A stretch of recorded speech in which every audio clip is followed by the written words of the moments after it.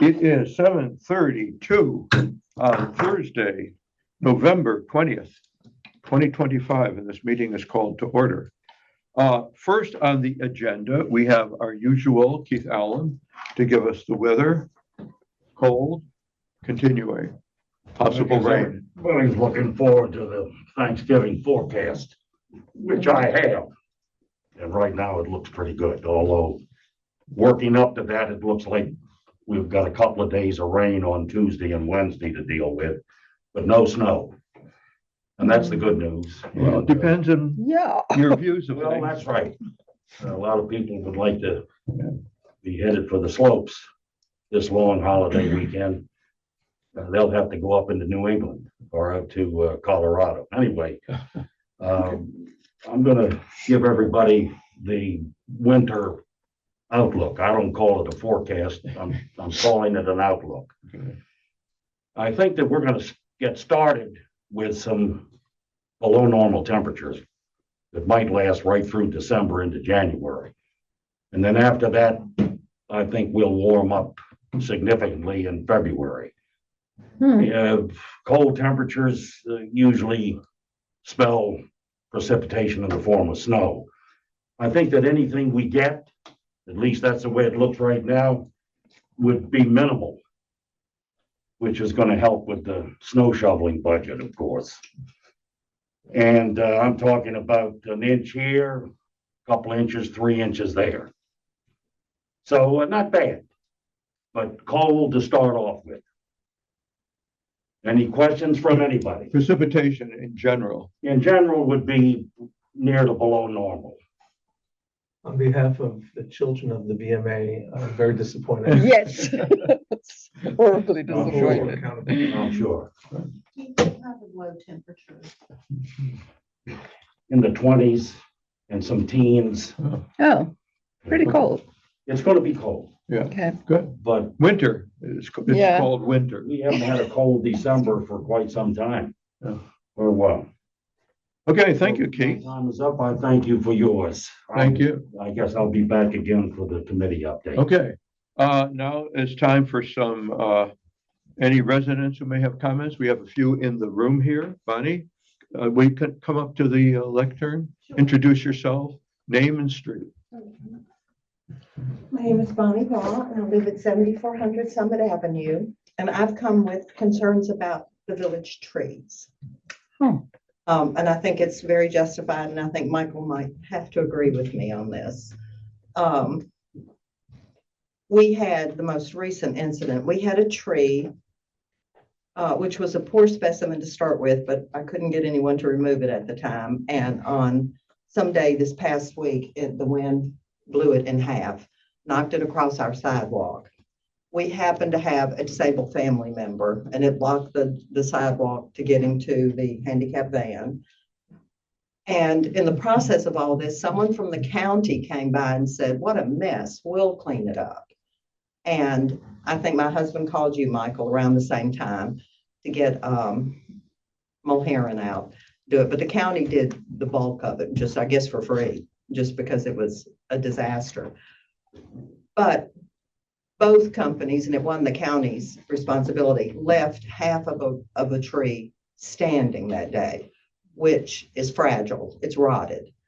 And we have a fence that, I want this on thing that this is my register. If that tree falls, it's going to fall on my fence, and the county you will be responsible for it, because I've now put you on notice. But it should have been taken down that day. Everyone had a saw.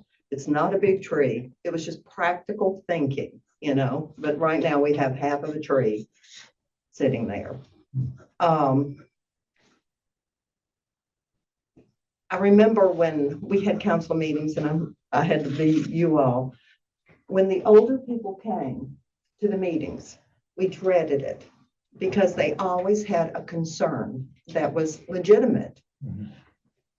And looking back now, I'm now one of those people, because at the time everyone was working, and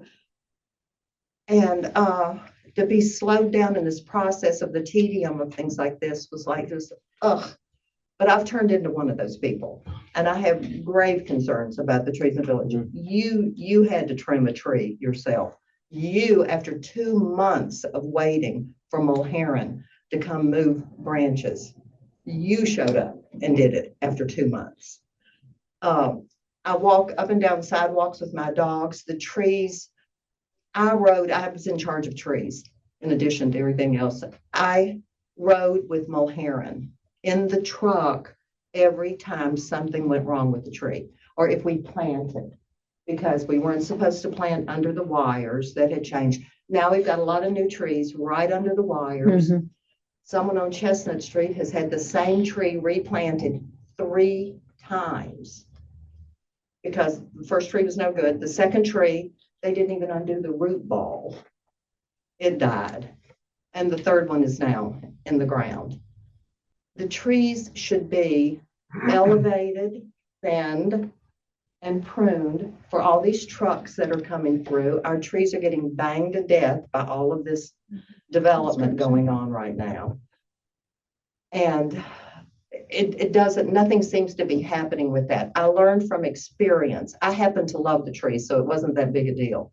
But whoever your tree person is, it's not just a volunteer job. You know, 3 years ago, I called Paula, who I like a lot. And I said, Paula, we're having trouble with our trees. Told her specifically what it was. Maybe it was last year.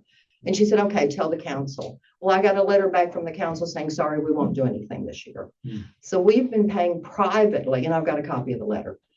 We've been paying privately to take care of our own village trees, even though it's against the law. We're not supposed to touch village trees.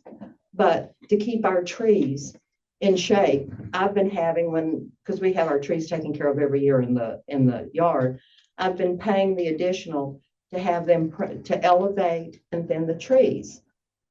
And I'll confess that right now, but it's a shame. We've got a tree dying in our yard right now that we called about, and it took forever to get, and I'm not sure he ever came. I have examined the ground, the tree branches, everything.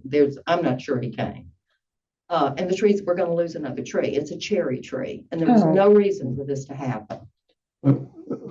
I think, Michael, do we have a general problem or a specific problem or?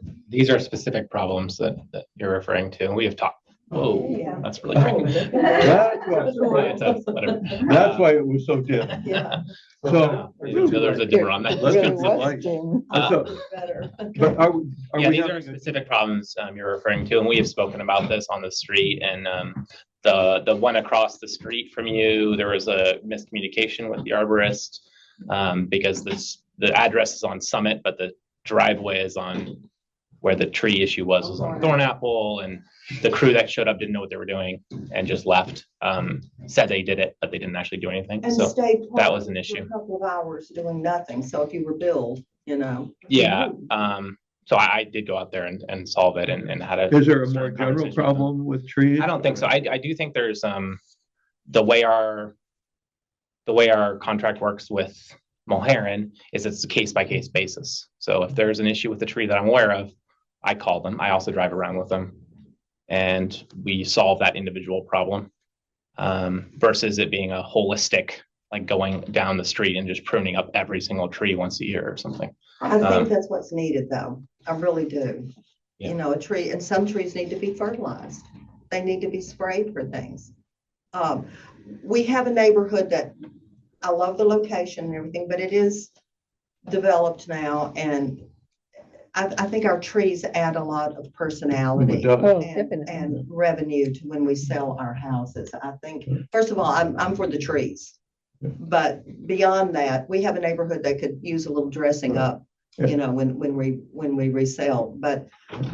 We have the tree contract. Tree contract is coming up for renewal right now. And then- Correct. Yeah. So this is Okay. definitely something we're going to be discussing more.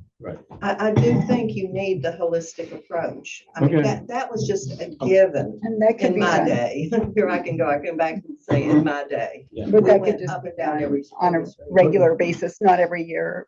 And the two trees in front of your house specifically, I was there that day that the half tree came down, and I arrived right after they removed the big chunk.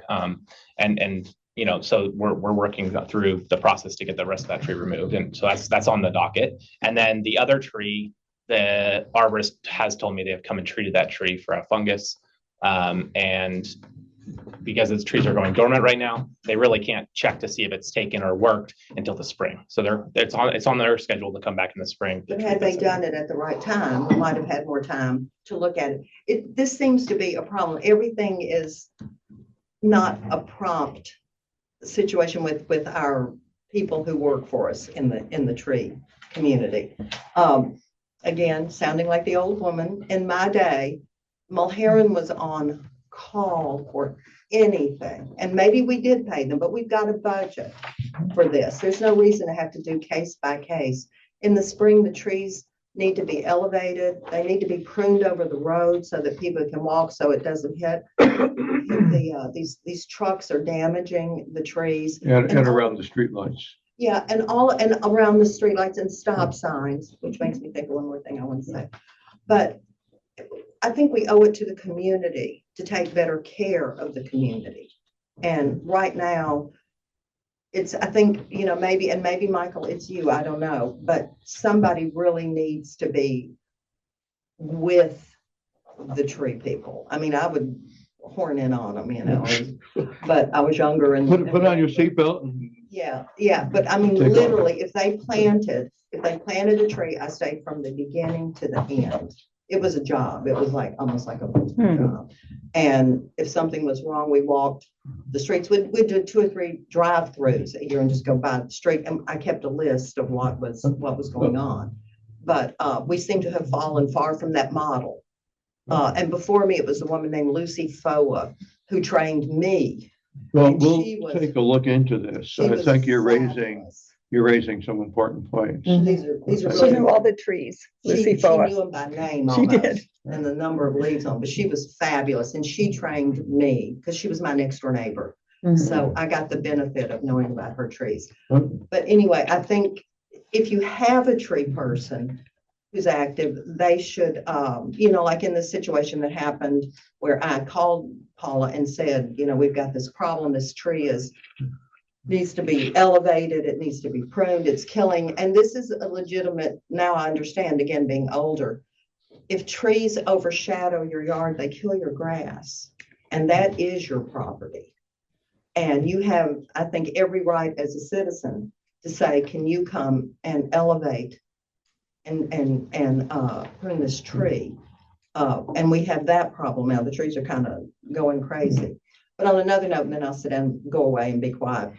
The fire plug signs, there's no yellow strip anymore in front of the fire things. People, I don't know, it may be true on your streets or not, but people park in front of them all the time. It's just the thing with the flag on it. They pay no attention to that. Uh-huh. I think it ought to be Right. checked. This is a Yellow. general parking enforcement issue that we are trying to activate. Mhm.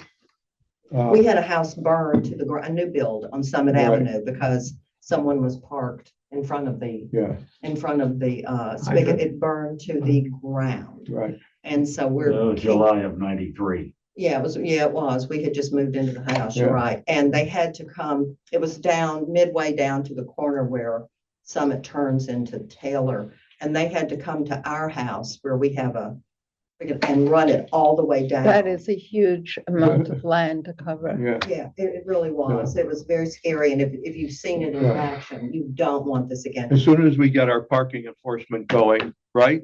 Right. That will be the first thing we're That- looking at. You really need to put some hatches in front of it. Yeah, Because now people also, and the dreaded has happened back, 20, 30 years ago, a mother and father drove. Now there are 2 children at home driving and 2 parents, and we've got 4 cars yeah. instead of 2 or, 1 or whatever. So we dreaded this happening, and it's happening to you all. Right. Yeah, it's a continuation. I'm glad you brought that up. It Yeah, I think. lights our fire to contacting- do more. Yeah, Okay. and bright yellow would be great. And that's all. Thank you. Thank you all for Thank doing your you. job. Thank I you. know Thank that you do wonderful things. It's not Good. easy. One more resident in the room? Thank you. I swear Bonnie and Well I said. haven't seen each other in 20 years and we did not coordinate. But There I'm you here to rant about the fire Yeah, okay, trucks. okay, And name and street. Oh, sorry, Lori Mitchell, Cummings Lane.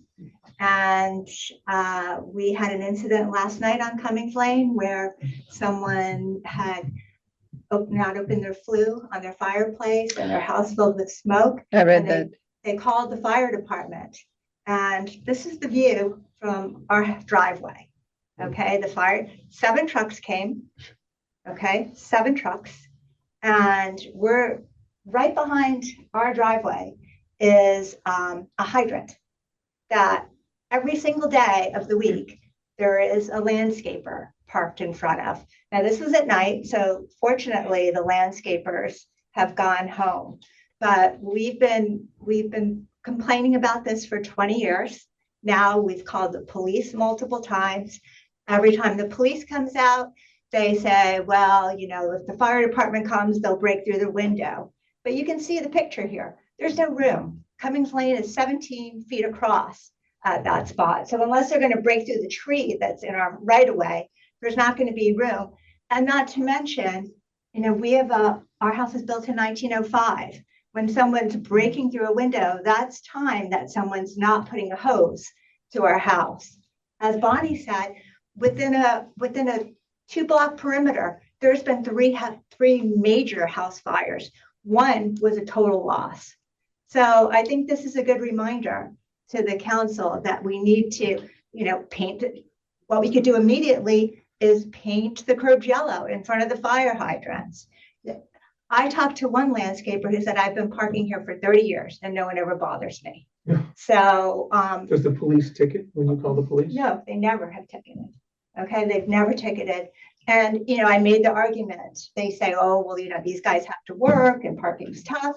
And I'm like, well, if I want to go to Bethesda and pick up dinner, those restaurants need to survive. Can I just park in front of the hydrant and run in and get my dinner without you ticketing me? No, you get ticketed at Bethesda so- within a minute. if you Yeah, don't. yeah. So, but I have a second part to this story. Okay, so in September, around, 10 o'clock in the morning, I was leaving to go out. And almost impossible to get out of my driveway because there's so many illegally parked cars. But I managed to get out. Village landscaper always park in front of the house on Brookville, a big no parking sign, but they always park there when they're doing the landscaping work. I don't know why we allow that because there's been 3 major accidents at that corner. But what happened was I was the 3rd car back. I was blocked in and a fire truck came down Brookville Road, sirens, lights, to come down Cummings Lane. You know what happened? They couldn't get down Cummings Lane. The firemen had to get out of the truck and they had to start directing traffic on the street, telling cars, I couldn't even move into a driveway, telling cars to back up, and someone backed up into my driveway. It took about 5 minutes for them to clear the road to get down our street. So, this is And this is the landscapers that are parked right at the corner Yeah. at Brookville and Cummings. all the landscapers park right at the corner. We've complained to Michael. Rolling Acres also often parks illegally. These people that we have contracts with, I know, Arthur, you said in the newsletter, which I did read, that we have relationships with these people. So, maybe we could use our relationships to tell them not to park illegally on the village streets, even if they're here, like Rolling Acres is, a lot of times to do something for someone else in the neighborhood. Right. So, but I talked to Michael and Michael said that, we were kind of up in the air right now with the whole ticket writing process, but we could paint the curbs, which was a recommendation from the Walker. Do that immediately. Yeah, You know- we could do that immediately. Right. But I would like to come back to the curb paint. Our traffic engineer hates it. Thank you. Thank you. Our traffic engineers hates painting curbs, but if we did it in a very limited way in front of hydrants, which seems to be the most safety critical one, not in front of every driveway, not in front of every no parking, but simply in front of hydrants. I think it would catch people's attention more than what we have right now, which is nothing. Well, we do have a sign, but I can't remember where the signs are located. Right Right. I think people do pay attention to the yellow curb or whatever color we paint. I'm not sure if anyone else agrees. I see you're nodding. your Yeah, I head. think, I remember Joe Kutro at one point saying it's clutter and people don't pay attention and you don't, but I do think If we were limited, with respect to hydrants, yeah, it would be a Right. good thing. And to do it That's post how we haste. always did it until whatever change this occurred and no. yeah, and then we, no because it requires a lot of maintenance, that paint wears off, and it's going up and down the streets and everything, and it didn't get And the other done. thing is paint is not legally enforceable, Right, which that's we right, don't have enforcement anyways, but, right, so But it's an paint is indicator. always secondary to. right, it's an whatever indicator. the sign is enforceable. Yeah. My 2 cents on this. First of all, thank you so much. Sorry, I had a conflict right before. This is, I think, a combination of things, and I'll be very quick. So I just recently joined the fire board, and I went to the Oh. first meeting, which was fabulous and very responsive. You know, just we're hearing from Lori, 7 trucks. I mean, something happens in our village, and they're gonna, come, and that goes for all their catchment. So I think this is something that we could ask them just what their thoughts might be, because I'm sure it's not the first time, and they may have some suggestions. I'm not saying that as a Yeah, panacea, right, but that's a good idea. the other thing is, I mean, I've heard the back and forth on the painting, and I appreciate it's not technically enforceable, but I think it's a deterrent, and I think it's low cost. Yeah. Let's do it. Yeah, It's one visual thing. Like I know, like, you see a big yellow, Right. it's just, it's a warning. And then once we get Michael fitted with his badge and his, His notepad. top, literally, I don't know if we have, Ron might chime in, if we have a ceiling on what we could find, but parking in front of a fire hydrant is like, should be $250 or even $500. That's a we significant. have a fine out there. Well, I want to say it actually is enforceable if there's something else there. So we Yeah, would that's be what- doing it in front of a hydrant, which there isn't. Right. It would just be a supplemental, more noticeable. It does make it enforceable. Yeah, I do want to say one thing, and this is not trying to let anyone off, including our, Rolling Acres or anyone. I know they do a great job on a lot of things. I see federal mail trucks going down, the wrong way in the Brookville Market parking lot. So all I'm saying is, I think folks are just used to 20, 30 years of just doing it. And, so it's not going to overnight change, but I think if we do some of No, these yeah, things and you're start right. ticketing, Yeah. you may see something. Right, I think. I think that's true. Good.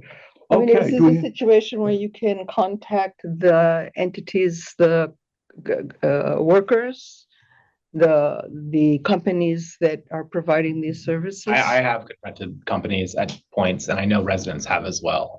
Sometimes there's been even hostile type of arguments happening on the street where people are yelling at each other for parking places. So Mhm. our line from the village office is we discourage that and tell people just to call the police number. That's what the police are Okay. supposed to do. They don't actually seem to ticket though. Mhm. We will have at some point in the near future, we will have the capability. This is to why I've do been it. working on trying to get ticketing authority from the county. You're gonna go around ticketing things? That's correct. Yep. And actually we can deputize someone else to do it as well. The only thing is when someone challenges one of those tickets, then you have to appear in court. But for a while we thought we would have to send our attorney, which would have been be a huge, cost and actually make it not worth it.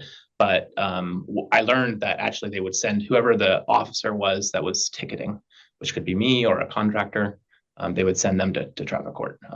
And I thought there was another way around that, a proxy way to do that. there is not. It has to be that. And if you don't appear in court, then the court will just drop the ticket. So that is a potential. If it's challenged, If it's challenged, yeah. right? A lot of times people will pay it, and then the county system that they have set up with a lot of the other villages is they just share the cost of that ticket. So the pricing, to Just Point, is fixed, and it's different. There's like 100 different infractions that you can write tickets for. So from fire hydrant is a higher amount, and then it's a split. So the village gets a certain amount of that money, and then the county gets a certain amount of the money to process it. That's the process. Other towns are using this process. There is apparently an agreement in place where we had this ticketing authority, and we don't have that record, and the county does not have that record. So what we did is we used one of the other towns' sample agreements with the county, and we just copied it, drafted it exactly the same, and sent it to the county parking authority and said, well, can you just re-agree to the same agreement? You are the one that's saying it used to be on the books and you can't find it. So can you just sign it again? And then they said, no, we can't because it has to go to the county attorney. And then they stopped responding to us. Well, to be more accurate, the lower level person still responds to me. I have a good relationship with her. Her name is Vita. She's great. She trained me. She gave me the ticketing books. She thought I was all ready to go, but the higher up, the director of parking enforcement at the Office of Transit has not been responding to my calls or emails. So that is where things sit at this point, and I'm trying to get a breakthrough, and I'm going to call Ron to see if he can help get something moving with the county attorney's office. Right. Good. So that we're pushing it. Do we have any comments or questions from residents online? I don't see Yes. any hands up. Hi. There's a hand. Okay, go ahead. Hi there. Thank you. Appreciate this discussion very much. And Michael, thank you for whatever you can do to expedite your ticketing powers, because it is a problem all over the village. And I did want to make a mention to follow up on Bonnie's comment about pruning the trees, because you have to prune trees in winter so as not to damage the tree. And we used to have, back in the day, and again, I sound like Bonnie, I've been here 40 years, but we used to have a plan for pruning the village trees in the winter to elevate them and prune damaged limbs and things like that, where it was part of the regular, arborist work plan for the year. It wasn't just an ad hoc case-by-case basis. And so I just want to, reinforce the notion that it would be a good idea in your spare nanosecond, Michael, to do a ride around with the arborist and really make that list and get those things pruned this winter. And again, thank you on the parking. And I think that, trimming back the trees around that are blocking stop signs and especially bushes and stuff around the fire hydrants is also, I think, at least from what I can see, a village responsibility there in the right of way. And so that would be part of the same sort of work plan for the winter, would be to prune the bushes and make sure you have visibility on stop signs and fire hydrants. Love the idea of painting the curbs yellow in front of the hydrants, because that's really important. I mean, 3 houses with major fires, it could happen to any house, anytime. And the last piece I want to add to that is that I don't think, last time I checked, I guess this is really Larry Watson's sort of pet peeve, but I don't know when our fire hydrants were last checked. And there are 2 ways to check fire hydrants. One is to just open an individual hydrant and see if it has water pressure. But the correct way to do this, I learned from looking at the national regs on fire hydrants, is that you open like 2 or 3 or 4 fire hydrants in sequence, because sometimes when you open one, the other 3 lose their water pressure. And so that can be a real fire hazard too. And I don't think that we have actually any kind of schedule or list for when anyone checked our fire hydrants. I'll respond to that, Marty. We have, actually, Michael, there's somebody to mute. Michael and I have walked around with the WSSC people as they did exactly what you said. They have a regular schedule that they operate on. So do we have a list of when they checked each hydrant? Because some of them look like they've been painted shut for years, but they've never been we opened. don't have one, but it's done on a regular basis. Yeah, there's certain levels of the pressure, so they can actually just do a pressure gauge and see if it's within the required level. Yeah. They did that for us and opened up a fire hydrant to show us how it works. Yeah. But opening one hydrant or testing one hydrant at a time can Marty, be meaningless. I know, I hear that point, and I've heard it over and over again from Larry, and that's not what WSSC's standards are. Their testing standards, they are very clear about what is required to test it, and they do have a testing schedule. So, and one other thing, the fire hydrants work off the same water mains as the neighborhood. If the pressure falls, everybody in the neighborhood would know of it immediately, and would complain, would let them know. So it's not as though fire hydrants are on some kind of separate line. They're not. Okay, I see Mike Zielinski, a former member of our tree committee. Unmute. Well, my comment is on the ticketing issue, and especially with respect to parking. I think it was a few years ago, I headed a committee that wrote ordinances for the village. And we basically parroted and modified somewhat a lot of the parking regulations. So we've got a set of our own parking regulations. I'm just wondering whether when we're trying to seek authority from the county to initiate ticketing and things like that, are we ticketing the Montgomery County regs? Because Montgomery County would have regs that maybe apply here. I don't know. Would be our own, would be the Or is village. it our own regs? And do Our we own. need their authority for that? No, it would be our own regs, Our own regs. Okay. right? You look puzzled, Michael. And so the primary benefit would be the county would go to court for us when the citation is Yeah. challenged. Okay. Under the current regime, you have to send me, and Well, much better to have a send salary. Arthur or somebody like that. Now, I don't want to make light of a serious issue, but does this mean that in the badge, we can put like the VMA, crest on it for you? Yeah. So if we're ticketing under our own authority, that would be us trying to take people to court instead of a payment system where they're paying us. And if they don't pay us, then we would have to like sue them basically to get it in court. Versus the current system that we are working on to set up is through the county. So the county handles all the payment stuff. So it's their authority and it's their rules. Oh, so it's to their rules. It's to their rules, correct. And we do have, to Mike's point, we do have an entire chapter 8 that has all of these parking regulations that are very well thought out, but they're completely unenforceable. It says you're not allowed to park work vehicles on the street overnight. We have people that drive work vehicles and park them on the street every single night in the village. So it's one thing to pass a policy like that. It's a totally another thing to find a way to enforce it. Okay. I think I see no more hands up, no more waving, desperate hands. Okay, then let's move on to the next item on the agenda, which is Michael's manager's report. Okay. And that in our packet is on page 2. What page? Next page, page 2 of the packet, for those who are following along at home. It is 8:04, and I have 14 points tonight, and I will try to go quick. Reminder that the December council meeting has been moved to a week earlier than normal, so it will be on December 11th. That there's multiple reasons for that. Just plan to be here on the 11th because 2 things are happening at that meeting that are important. One is we have received 214 responses to the annual survey. I met with the team at the University of Maryland today, and they are preparing to do the analysis of that. We're getting some trend lines this year from previous years. We'll get to see how questions have changed or answers have changed from this year to last year, and also diving in deeper on a couple specific questions. Another admit. Welly is joining the meeting. Okay. And then the second thing that will happen at that meeting is the audit report. So both of those will be at the beginning of next month's meeting. And the audit is complete now. The audit is complete. It's finalized on time. I've seen it.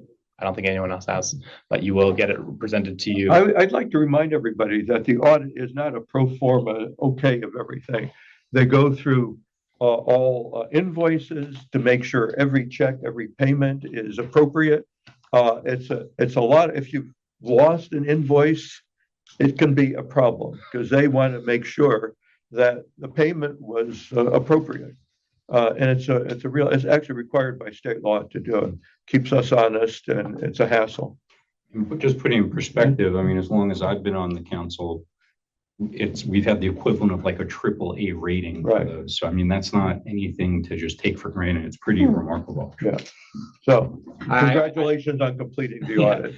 I should count next year how many hours it actually takes because it is a massive amount of time, and they come back to you over and over again asking for more and more documents. So and when we had in a period before you arrived, when there was no manager, Susan and I and other council members were doing the work.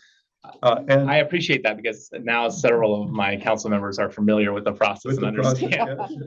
I do think, people from the outside probably don't even Yeah. notice and just are saying, oh, there's no dings. Okay, great. Everything's fine. But they don't realize what work goes into that. And our audit team, Eva, is amazing. So, and she'll be here at the next meeting. So that's great. Thank you. Number 4 on my item is the Brookville sidewalk. We have issued the notice of award to our contractor. We have executed that contract as well as secured the bonding and insurance documents. The contractor is preparing the final list of submittals to the State Highway Administration. That list of submittals is everything. Every piece of gravel they put down, they want to know where that gravel came from. They want to know how it was secured. They want to know how much it costs. It's hundreds of pages of documents that they have been preparing over the last couple of weeks. So that was submitted as of today. We'll see if the state approves that final list. We should say the company is familiar with these procedures, so they're not newbies on the street. Totally. Yep. And Jason Azar is reviewing that. I think he had several reviews and comments back to them. So we've had multiple cycles of this. That's our engineer, Jason Azar. They have also prepared a schedule. The schedule is dependent on weather, but we will have our pre-construction meeting with myself, the engineers, the construction teams, the inspectors from the State Highway Administration, the inspectors from the county Department of Sediment Control, all in the first week of December. So that is 2 weeks from now. We will have our pre-construction meeting. And the week after that, the current schedule is to break ground on December 8th. Everyone, cross your fingers, raise your thumb, do whatever it takes to get that done. Good. December 8th. That they are going to go one block at a time, and it's going to take anywhere from 2 to 3 weeks to complete each block. They're starting at the south end at Quincy and moving north one block at a time. So they're probably only completing the first block in December. We're talking about the second block in January. That's the current schedule. And again, if it's below freezing, which we just heard it's going to be below freezing a lot this year, they can't pour concrete. So there's going to be delays in this process, and it's going to slow it down. That's if everything goes to current schedule. So this is going to be a long process. So I appreciate everyone's patience. There will be mobilization every single morning because they are not storing anything on site. There will be traffic control throughout the day. They only can work certain hours on state highway, so they won't be during rush hour. So we're really close, a couple weeks away, and then we're going. The reason why they're starting at the south end and moving to the north end, ending at Turner Lane, is the stormwater pieces of the plan are all on the north end. It's all in this one block between Turner and Shepherd Street. That, like, one of the filters they have to put in is right here on Turner Lane. They're going to replace that entire storm drain with a big filter to filter stormwater, or the stormwater quality. There's stormwater quantity and there's stormwater quality. The State Highway Administration requires us to filter any additional stormwater we add into the system to make sure there's no heavy metals in it. How there's heavy metals coming off the sidewalk, I have no idea, but they require that. And then on top of that, they don't allow us to filter it within the state right of way. So our workaround, because this entire sidewalk is in the state right of way, is we're actually replacing a filter around the corner with this into the same storm drain. So the storm drain on Turner Lane is going to be replaced. That's going to be a huge project. The filter, they call it a jellyfish filter, to filter over 1,300 square feet of concrete's worth of water, is called a jellyfish filter. And that's going to take 6 weeks to get here, which is why they can't start on the north end. They have to start on the south end. So, Michael, thanks Yes. for that. I won't discuss it at length because we talked about it in prior open meetings, but 2 things. One, a little tongue in cheek, but the start date, as you know, is just a couple days before the next council meeting. So just hoping everything goes as planned, because we'll all hear about it if it doesn't. And then the other thing, though, which I mentioned, and I know we all are supportive and we have a budget for it within reason, is the concern that you're not overwhelmed with calls and it just takes up the office, because the office is not about only taking care of responses to the sidewalk project. So if we need to, like a 1-800 number where people can leave a message, and then if it really gets to a high volume for any particular reason, that you can bring on or have someone, filter those, so you don't have to be the first line of response on that sort of thing. Are you anticipating the need for that?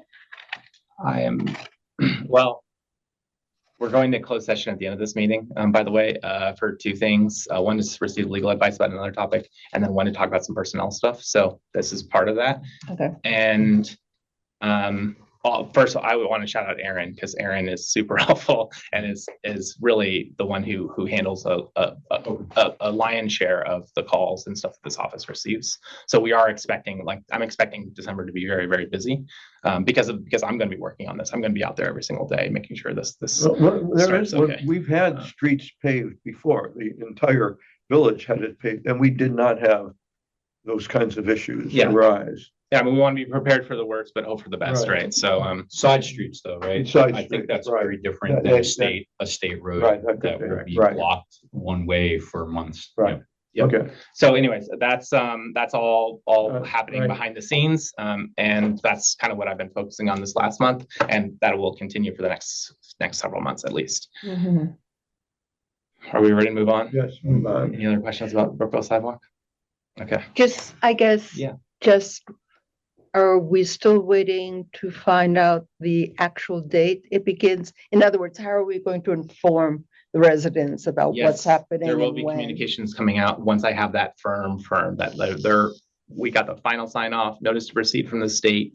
They are coming on December 8th or December 20th, whatever it is. There will be multiple communications coming out. All right, because that's not too far off. Right. We're Yeah. talking, that's 2 weeks. Time is precious. Yep. I'm still skeptical that it's actually going to happen December 8th. So let me, but all of that communication plan is in place, ready to go, with the other municipalities as well. Mhm. Okay. Speaking of December, the next leaf vacuuming will happen on December 1st. We started getting questions because as soon as they came through and vacuumed the leaves the last time, it got really windy and all the leaves fell down again, as always seems to be the case. So that's coming. We also ordered additional leaf bags. You'll see behind you or behind Jeff over there, a bunch of stacks of leaf bags. For some reason this year, people have used more leaf bags. We have used about 500 more leaf bags this year than we did last year. Another admit. Why that is, I do not know. But there are some more, and we'll just keep encouraging people to leave the leaves and mulch them on your grass. They work as a little blanket to keep the soil warm. Okay. Good. 7 on my list. All the committee volunteers have signed their forms. Took a while, but all of them are up and running and have had meetings. So we're doing well there. We also held an onboarding training for all the volunteers. Thanks to Lori and the ethics committee for combining forces and teaching a little ethics lesson to everybody there at the same time. That was great. 2 birds with 1 stone. Love that. And then the 8th item I have here is the Community Engagement Committee, which I know Keith is probably going to talk about later if you last that long. The Community Engagement Committee has scheduled the 2nd annual Night of Lights event for Sunday, December 7th. So mark your calendars. That'll be from 6 to 7:30, and we're hoping to have 5 tables this year with some hot chocolate and some cooked treats. So look forward to that event. The annual holiday fund will also launch on December 1st. That runs for 3 weeks through December 19th. I'm sorry, Andrew, we still do not have the ability to accept credit cards or Venmo or PayPal. Those do not work for municipalities. Yeah, I mean, I know the numbers are huge every year, but I think there's probably a number of residents who don't have checkbooks or checks anymore because it's all done electronically. So They don't have cash either. well, but he's not taking cash. Oh. We're not taking. He doesn't take cash. That's a safety risk for me to be holding significant amounts of cash in this office. Yeah. So I'm just trying to figure out a workaround for folks that would like. There are credit card payment systems you can set up through any bank or any system, but for a government, it's a little bit different. Even businesses can set up Zells and stuff, but for a government, there's significant fees. So I have looked at this. I've talked to this with the bank. There's significant fees set up to get a credit card reader or something, or even to do it online and set up one of those systems. I'm going to talk about that an idea later, but I have to set up online payments for other things because we also only receive checks for all our building permits. So every building permit that comes through this office requires 2 checks. The permit fees is 1, and then the performance bond is another check. So people have to get their checkbooks. people complain to me about writing checks all the time, and we don't really have a solution at this point. So If they really want to donate, they could probably get a certified check at the bank. that's correct. They want to do Well, this They is won't, my- they really want it. I just want to put out there, and again, it might be, if there's a call, there could be a quick direction on it, but I know, I haven't used a hard check except here in a long time, but you can through the online banking, you can send a hard check. So I can go online right now and issue a check and the bank will send it. That too. I don't have to have I one. didn't Yeah, know so that could be like a little instruction that could go a long way. On top of that, we budget $10,000 for the holiday fund every year, and we have set every year since I've been here, we've beat that. Last year we raised over $11,000 for our trash Wow. people. It's the best part of my year is when I get to hand our hardworking trash crew members a check for a couple $1,000s. They start crying and talk about the vacation they can go on with their family for after years and stuff. It is really emotional and like really important. So I think that's one of the most beautiful things this village does, other than planting the trees every year, is this holiday fund. So I definitely feel that, and people are very generous, and we're doing okay. Moving on. So we'll come back to that. Number 10 on my list, we are looking to add a street light. In full transparency, I just want everyone to know we're looking to add a street light on Brookville Road between Cummings and Raymond, because there's a dark spot there that we're aware of.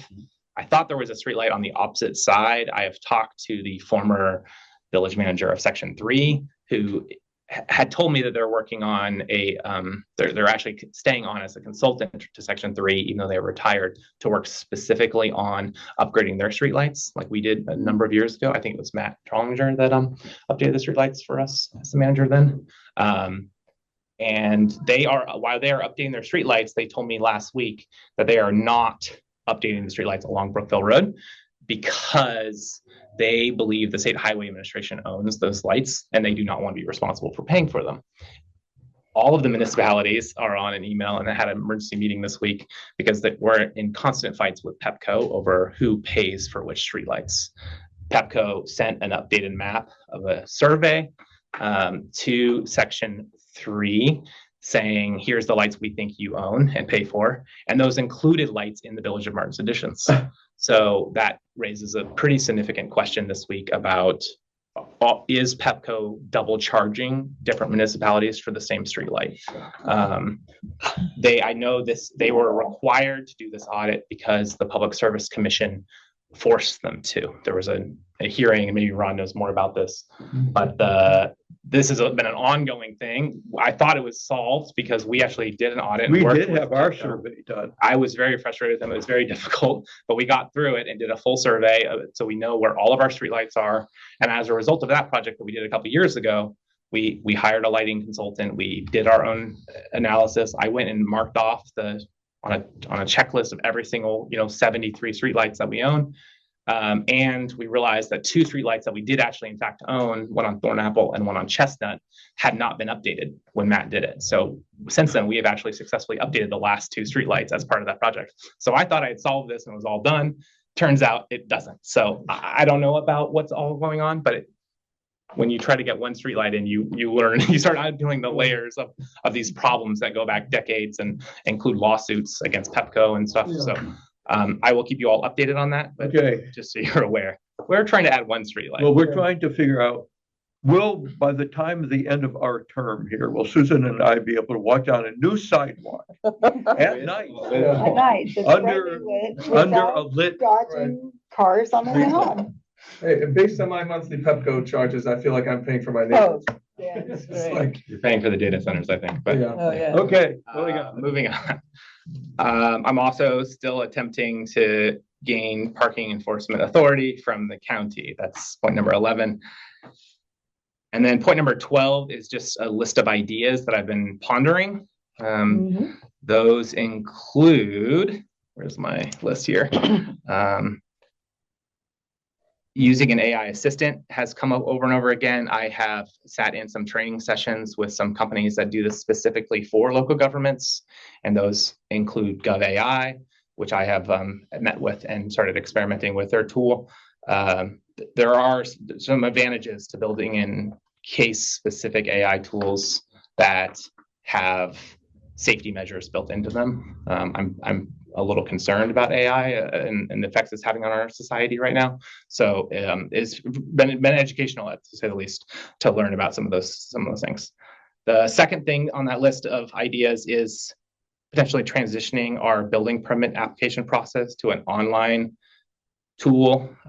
There's dashboards and platforms and reports you can run on all your data on, and there's lots of services that provide these types of online application and review process that would include things like processing online payments. So that's part of that. And then an idea that keeps coming up that I like, and I think the council should consider it, is the proposal of creating cut-throughs, walkways as alternatives to Brookville Road between Taylor and Turner, Raymond and Cummings, and Bradley and Quincy specifically, as the only way to get from one street to the other is through Brookville Road. Obviously, Brookville Road and fixing the Brookville Road sidewalk is the first priority, but that is a good idea that I have some thoughts about that we could investigate.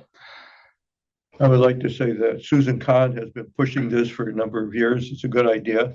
It's when Bonnie's gone, she says sometimes it's a hassle to work through these issues.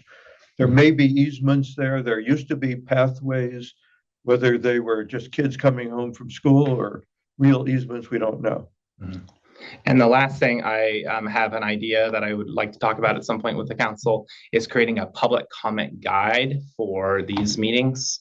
I have received significant feedback and trainings and workshops with city managers all across the country who strongly recommend having something in writing that the council has agreed to and can refer back to.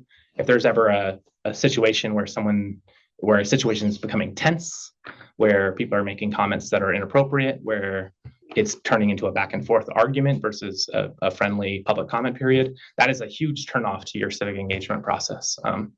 So I do think we could use some improvement in this place. Especially, I've seen new people that come to the village or come to our meetings and are turned off, frankly, by the tone of these meetings and by it's intimidating. This podium is intimidating. Getting up here and speaking for the first time is hard.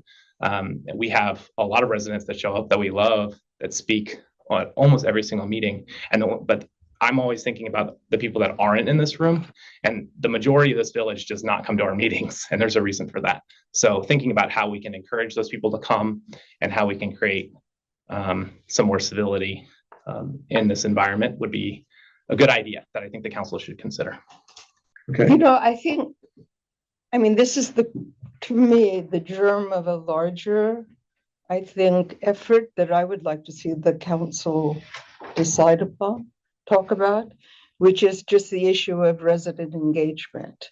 I mean, certainly in the few months I've been here, that has been an issue that has been brought up countless times. And I feel it's something that we really need to address and look at how we can really make a more civil, interactive platform that really does engage the residents in a way that's meaningful. I have some ideas. I think, Michael, you have some very good ideas, but I think it's going to take a plan. And I'm wondering if the council is interested in committing to putting that on the agenda to really discuss. Put some ideas together. Okay. I think it's great. The only thing I just wanted to throw out, and it's a little bit similar to making hypotheses about why we don't have folks or more folks run for office. Mm-hmm. And I think that the survey, I hope, will tease some of that out, because we had a question. But again, it's a lot of it, and most of the folks I've engaged with has been simply time. Yes. And so I want to be a little bit thoughtful and careful about this big effort, because this assumption people are not coming because they want to, but they're big deterrents, versus I think people are just busy. And so I would just temper a little bit of, there may be ways like through strong community engagement events and things that people find fun and want to come to. But I think, trying to get, for example, up to our standard during COVID of 60, 70 people to a council meeting is going to be Yeah. hard. I think it's going to be hard, but I also think that there probably are ways that we can rethink what our expectations are about engagement and about how many people makes it worth it. And there's also a lot of technology out there that we could probably use that could make our efforts more available to people who have very little time, but it could still engage their attention. I mean, these are Yeah, I think there's always room for improvement, but also just to Jeff's point, there are a lot of young families. This is kind of the witching hour right now where you're trying to get the little ones into bed and I think we can always consider it, but also, during COVID, not only were people at home and needed an outlet, but I think we see participation increases with controversy, and that when things run smoothly, people don't show up, and when you ask them how things go in the village, they usually say, seems like things are going great, so that's another part of the issue. Going back, we used to have 10, 15, 20 people sitting on the chairs on a normal basis before we had Zoom. Now I'm just looking, not including us. We have 1, 2, 3, 4, 5, 6, 7, and 2 people here. I don't know. I don't Nine think we residents. regularly had that many people here. I Yeah. think there were regularly like. But we it was also regular when I serve started. sandwiches. Well, that's what I was going to say. There was also Yeah, the sandwiches and wine. sandwiches were big and juicy. That's right. So the Yeah. sandwiches, Definitely. people did come for the sandwiches. And Well, then they okay, left. we go to a quarterly format and we have it over dinner. at Yeah, 3 but and I bet it doesn't we'll have, I'm not I mean, like, necessarily we upped talking it about to Fiji coming water. here. I think we have the budget for sandwiches probably. Susan, did you have something you wanted to I say? just wanted to say, I think these are all good ideas, but I also want to remind you to keep our walkability priorities in mind, because as we move along with the sidewalk, you're smiling, but we Yes. need to So get that moving along. yeah, I have a response to that. One, all of these ideas are not going to happen until Brookville sidewalk's done. That's my priority. I'm not taking on more tasks or projects until after that. This is more thinking about, what would we want to prioritize and focus on over 2026. Yeah. And then we did ask in the survey a question about, and I spoke with them today about this. We asked a question about, do you want to see more traffic calming measures like speed bumps and curb extensions on your street? And then we also asked people in the demographic section, which street do you live on? Which means I now have the ability to cross tab those and tell you how many people on each individual street answered which way. Now, might be a sampling problem because that's, narrowing it down. I would just say, could we hold off on this until everyone has the results of the survey? I Sure. think we're at a disadvantage because we haven't seen it. Well, I haven't either. I haven't seen the results either. And as a result of the traffic calming plan that we came up with for Cummings and Shepherd, those 2 streets with the curb extensions, we had some comments about those plans, and we heard some feedback from residents of both those streets that had some concerns about those plans. The council over the last couple months told me to back off on those plans and to conduct a study, a refreshed traffic study on those 2 streets. So I have been holding on that until we get the results of the survey. So there's 2 pieces. There's the survey response on this question, and then there's that updated traffic study. So Okay. I haven't forgotten about it. But Okay, any other comments on the manager's report? Are you I done with have that? 2 last things. Okay, all right. 13, I celebrated 3 years in the village last week. Bravo. And then 14, I am taking tomorrow and Monday off to attend a wedding. And then as a reminder, while I'm talking about my vacation, I take my vacation the first week of January every year. So just keep in And then mind, we have Thanksgiving at the end of the week. that's correct. Thanksgiving is next week. That's right. Is the office closed on Friday?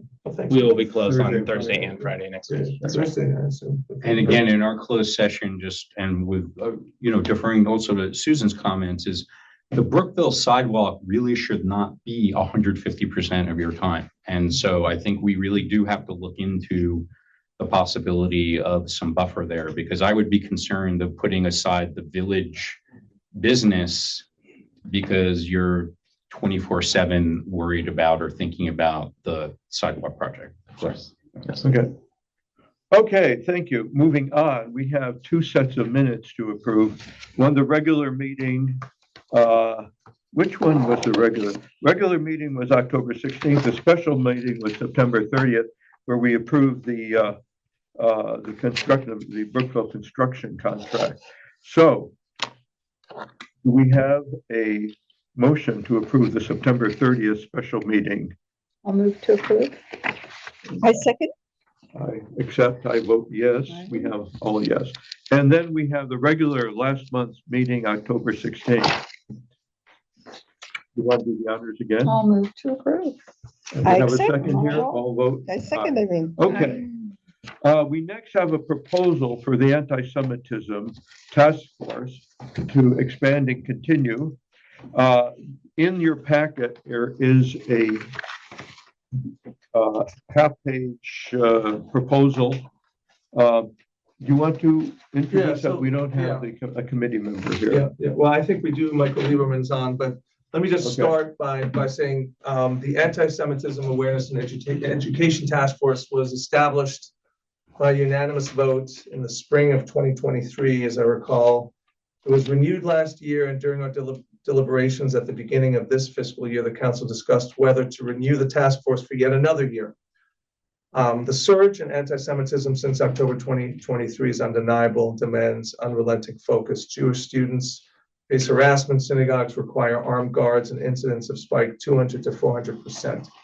At the same time, hate doesn't stop at one group. Anti-Muslim, anti-Asian, anti-Black, anti-LGBTQ incidents have exploded alongside it. Expanding the task force into an anti-Semitism and anti-hate awareness task force keeps anti-Semitism front and center while extending the same tools and urgency to every community under attack. Based on the council request, the task force put together a mission statement, which I would be happy to read unless Michael, you would like to read it. Michael Lieberman on the phone. Prior to the council taking a vote or considering the extension/creation of this expanded task force. So I'm happy to read it. It's pretty brief. If that would help facilitate it, unless members have reviewed and. I'd like you to Okay. read. So the Village of Martin's Additions Anti-Semitism and Anti-Hate Task Force is dedicated to fostering a community built on empathy, safety, and shared responsibility. Our mission is rooted in the belief that education and allyship build resilience, that silence in the face of hate is never neutral. In recent years, anti-Semitism and hate incidents have risen sharply. In 2024, the Anti-Defamation League recorded 9,354 anti-Semitic incidents nationwide, which is the highest number ever reported. Here in Maryland, 356 incidents were documented, while nearly 39% of Montgomery County's bias incidents targeting Jewish residents and 96 anti-Semitic incidents reported in county schools alone. Guided by the principles of the Blue Square Alliance Against Hate, the VMA Anti-Semitism and Anti-Hate Task Force believes that the antidote to hate is awareness, education, and allyship. When one group is targeted, all are affected.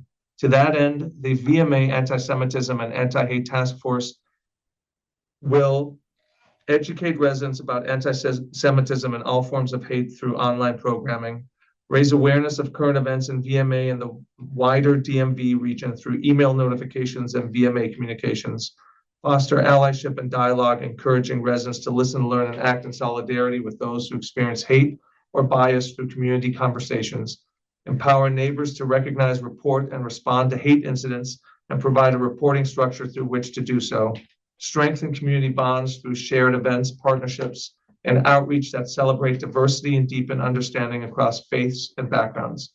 Beginning in 2023, the VMA has been a leader through its Anti-Semitism Awareness Task Force, through which it's shown that a small group of volunteers can make a profound difference, standing with courage, compassion, and unity against anti-Semitism and all forms of hate.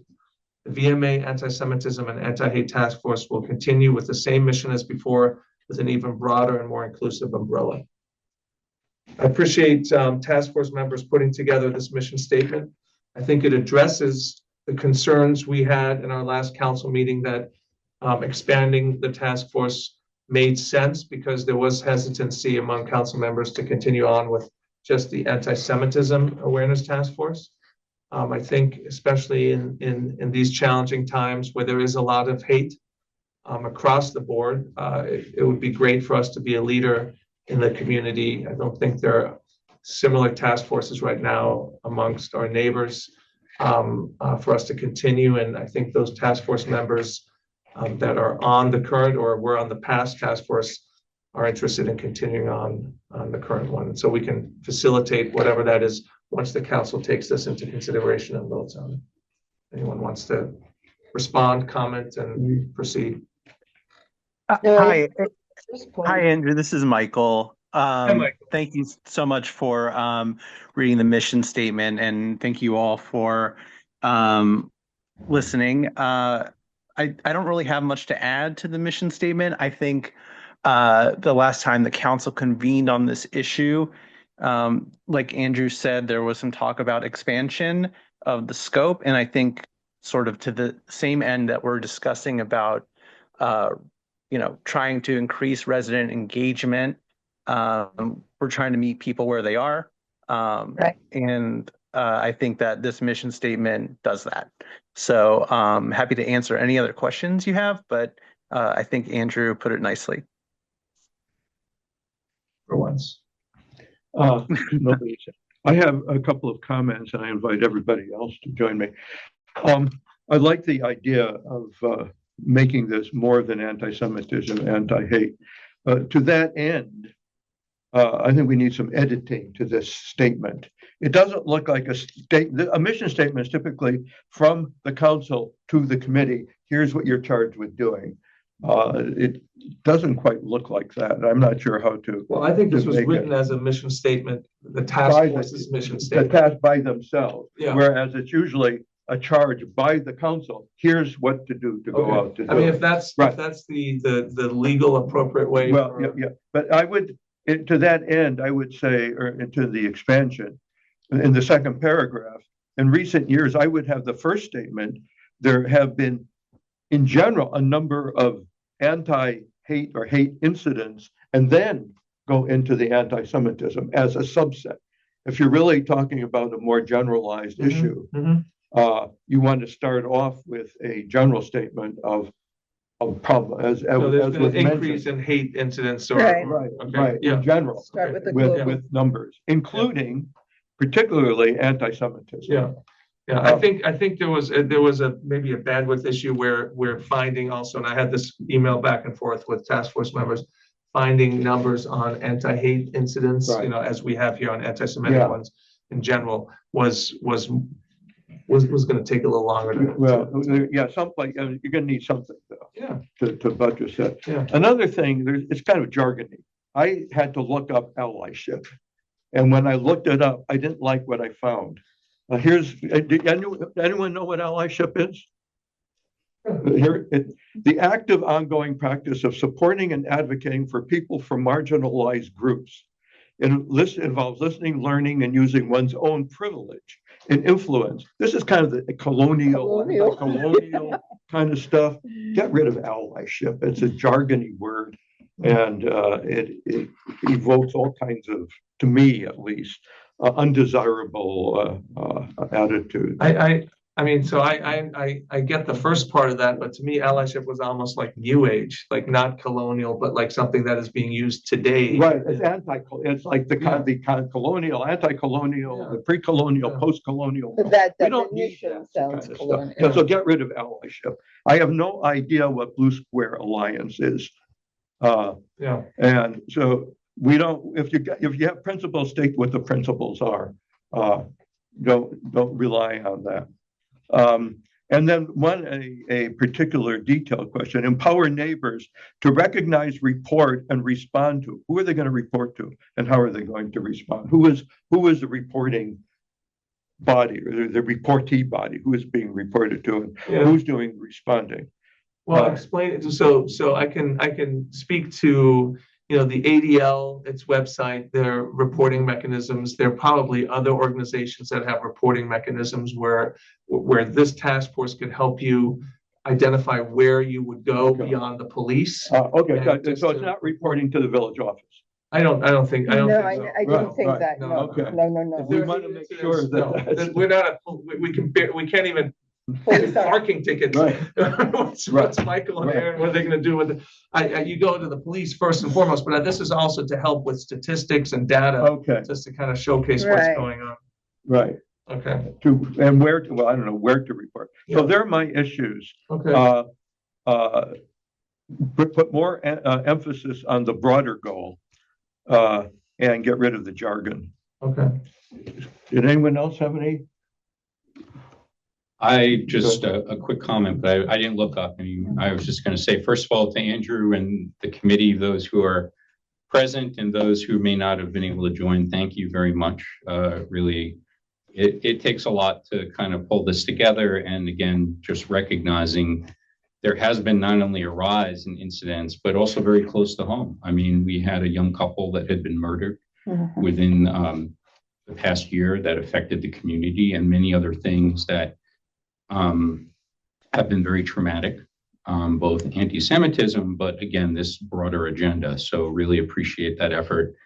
And I say this now with a little tongue in cheek, Arthur, but I'm glad you weren't on my dissertation committee. That would have been that would have a little been tough. But I think I've been on plenty. you would have challenged me, I'd have to say. So with all that said, I defer to the council in terms of how we may want to potentially wordsmith, but I think Yeah. it looks great and really appreciate the effort. In terms of next steps, with your suggestions, but not being able to finalize Right. that right now as we Yeah. speak, would it still make sense for the council to take a vote right now?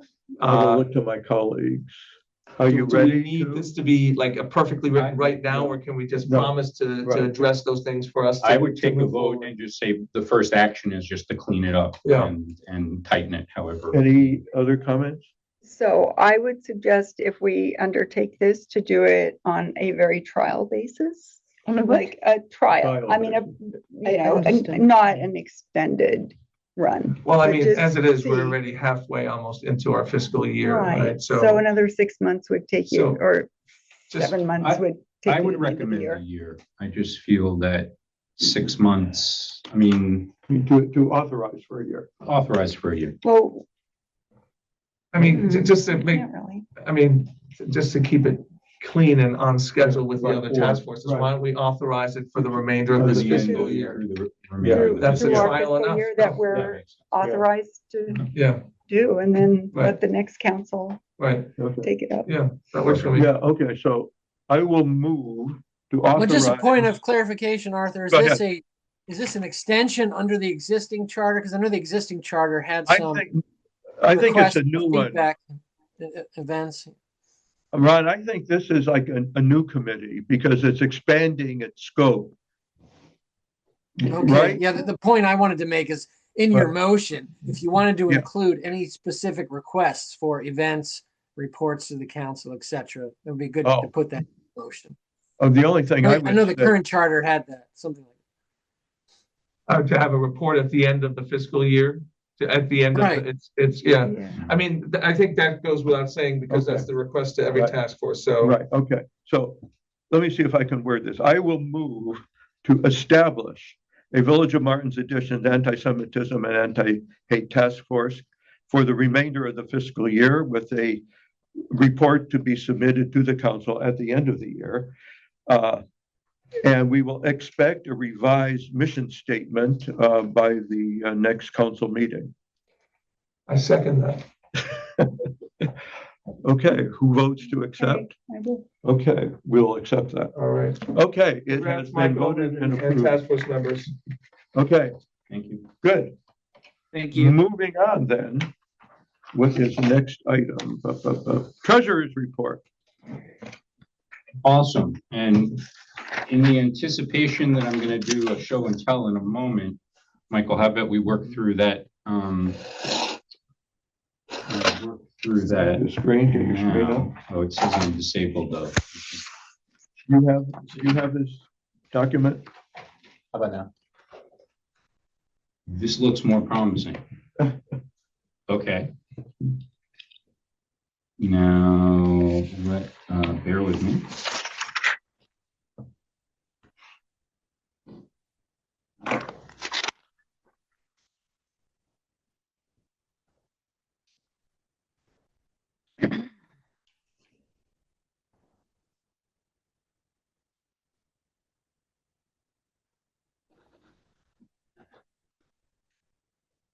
Here comes. Let's try it. Hasn't come up yet. Spinning. Well, while we're doing that, why don't we start with the treasurer report? I'll make this brief and then we'll see if we can get this up. If not, I will talk through what I was going to show and tell. Let's just kick it off on page 12 of the packet. We have the monthly review of the actual and budgeted for the month and then the year to date. And in general, everything is looking spot on. I think if there are any question marks that folks might have, if you're looking at this in the color, you'll see a bunch of red. And again, that is simply because the budgeted per month is a straight line and we receive our income in fairly large aliquots and tranches. So, and again, the actual delta there is relatively small. So in general, we are spot on. And if anyone had other further questions about this, the actual funds that we are using for the Brookville sidewalk are not reflected in this report out. So as we do those expenditures, there'll be more of a looking at it from the balance sheet of we'll see our reserves, and we'll make note of that as we make those changes. So with all that said, we are in good shape. Any questions? Okay. Are you getting that up? Is that coming? Let us try this one more time. Michael, you might be more technically savvy than me. Should we? Yeah, you are the co-host. Okay, let's do share. I see docs. Share. Where's your doc? It says Zoom docs. I think you can share your entire screen, maybe. Get up the chart onto Here we the go. screen. Do you have it? Right? Screens. Aha! We got it. There it is. Thanks for everyone's patience. Great. There it comes. Okay. All right. So the election committee had suggested, all of us thought it was a really good suggestion about how do we take and present very detailed financial data from our fiscal year planning and priorities and create a snapshot. And so that was really, they kind of put the gauntlet down, and it really, I thought, was a great catalyst. So I just want to present this for everyone in a minute or two, probably less time than it took me to get it up. But so this is what we did based upon the information that is available publicly to everyone. But again, not everyone is going to go into the actual details of the spreadsheet or the ordinance that we passed last year. So this is based upon that data. And it's a one-pager with a couple graphs. And essentially, it goes through our fiscal year for this year, FY26 priorities. I won't read through those. I think, Michael, you're going to share this in some way, the packet or newsletter. And so it's that one pager that gives that high-level summary. And then if we look, and there's a reference to the Nifty website on, the Nifty page on our website of all the budget data for past years.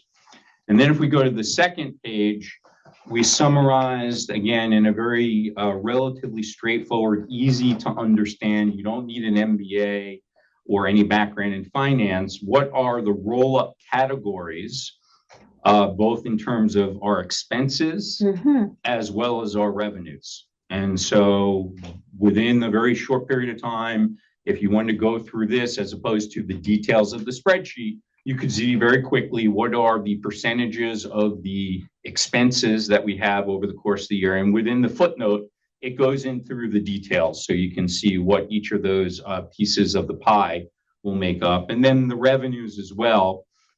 And, in particular, as we brought up in the past, significant amount of our revenue is from the income taxes that you can see, but then you can see these other pieces of that pie. So just want to put that out there. And now I say to Michael, go to it, share it, feedback, and perhaps this becomes something that we do going forward.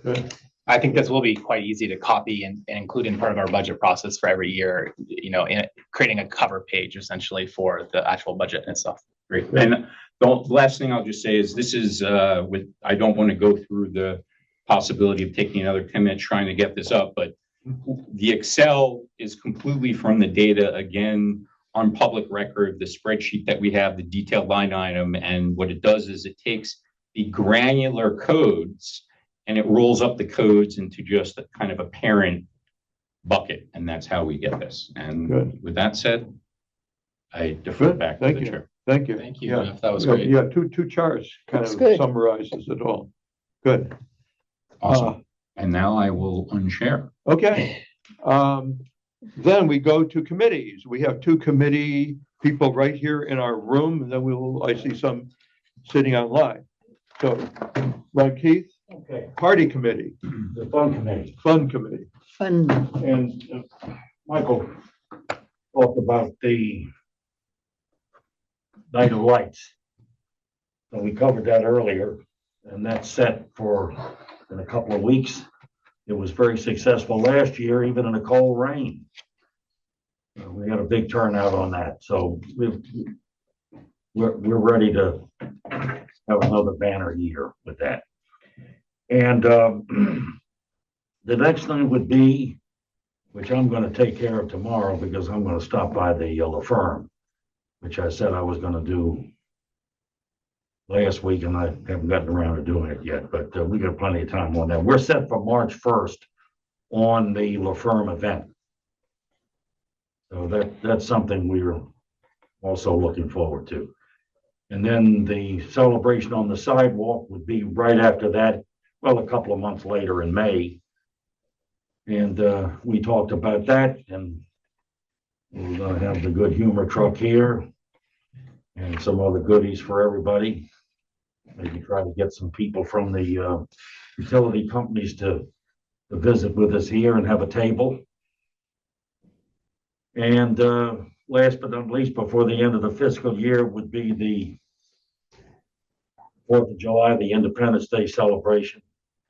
And we're all set for that. We're going to have a couple of food trucks here. We're going to try to improve things maybe a little bit with the Good Humor Man so that things run a little smoother and a little faster. But actually, Michael and I both agree that that just showed how popular it was that things were moving so slowly. So I'm not going to move slowly here any further. That's all from me this evening. I'm going home, go to bed. Okay. Well, we kept you up. 2:30. Keith, we did mention, one other thing the CEC talked about was the idea of doing some additional events. So there's some ideas floating around. You'll be hearing more about those. One of those was the idea of doing food trucks some evenings, and I had thrown out the idea of doing food trucks meetings here. The evenings before we have council meetings, which maybe will be a way to get some people to come down here in the evenings. People to get in the Right. talking about that. Yeah, we'll populate the chairs. Food and People will come for the food. Yeah, Not for there'll us. be a bait and switch. They'll go, pretend they come in and just go home. Yeah, we know. And they're then kids. there was also the idea of doing an ice cream truck for the kids, maybe on the last day of school kind of thing. So, Oh, that'd some be fun very ideas. nice. Yeah, last week. Hey, Keith, I have an idea that Michael doesn't like, and I want to put it out to all the residents. Oh, When we put in the sidewalks, shouldn't shut them down. no, we're gonna put in the sidewalks. See, he's already frowning. Yeah.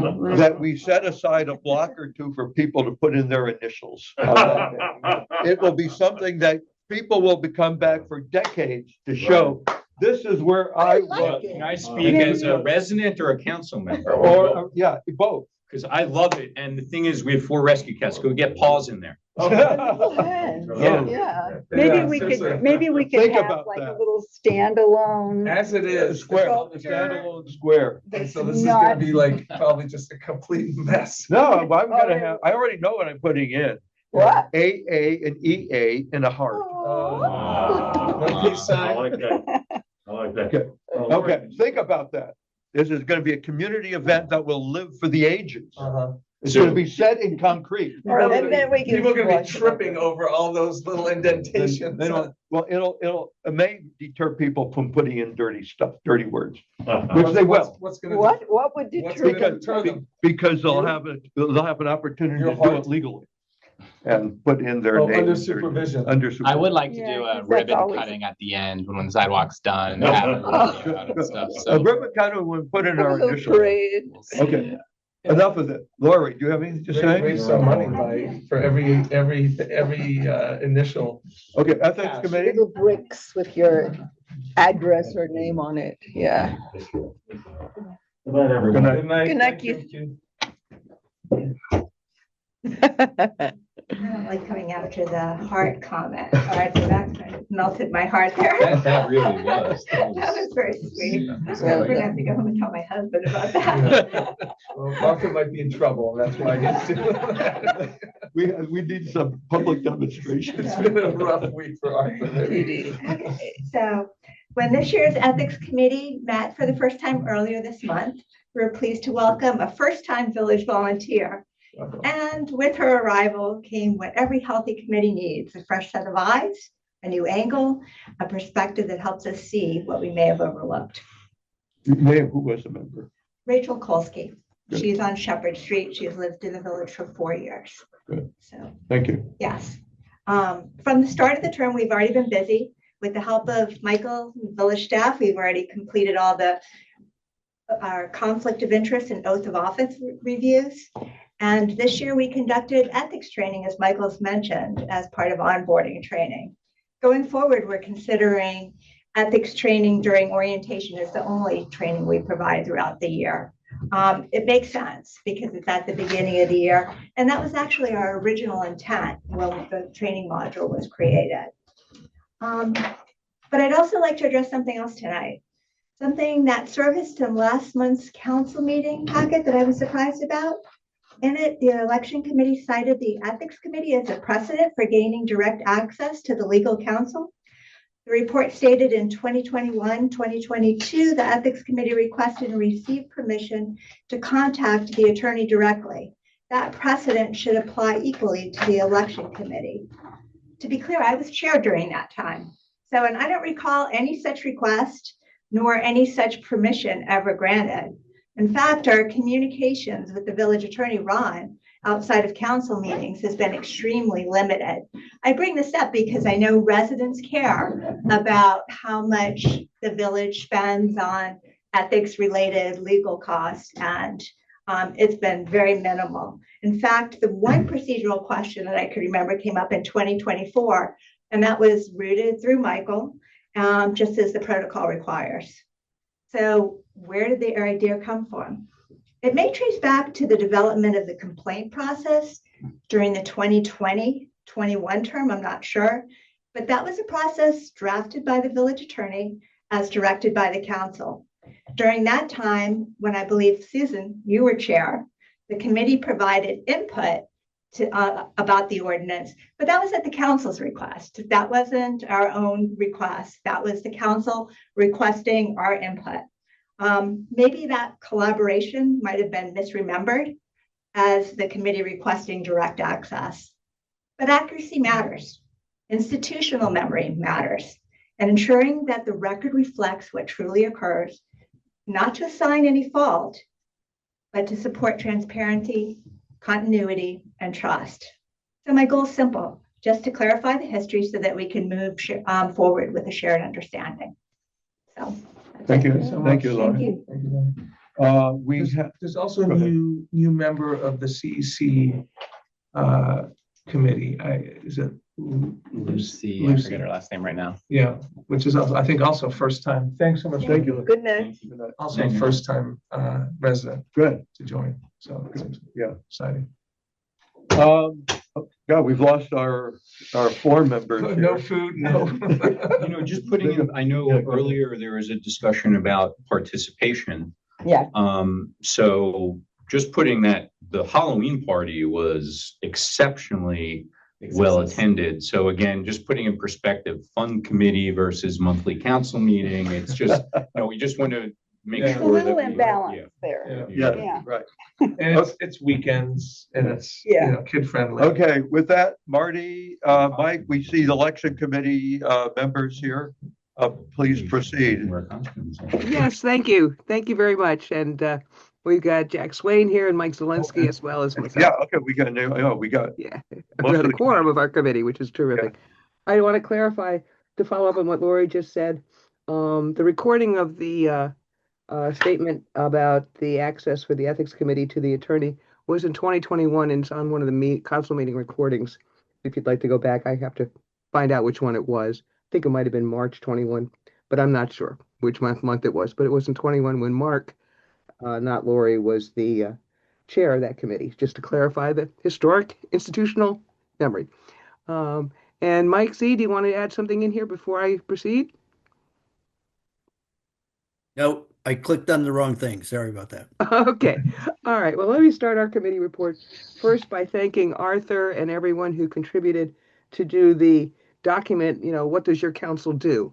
Which I think is pretty much final now. I guess the council needs to formally approve it, but the election committee would like to thank you for doing that. We think it will be very helpful for our committee to distribute in February when the nomination period gets announced. So thank you. And I want to again thank Jeff Lander for the new charts from the financial side of things, which also will be helpful information. And to residents in general, not just to the election committee when we go out to ask interested residents to run for office. So thank you very much for following up on those elements of the proposal that the election committee initiated for council action. Thank you for taking the council action. Let me just go through our report quickly with you. We also hope that that there will be more publicity about the March budget session that you normally do every year. Thank you for doing that. And I think, Michael, that's something that you were thinking about, ways that you could get more input. And I do believe the survey will also help with that sort of resident input piece of our budgets going forward. So thank you. Thank you for following up on that proposal.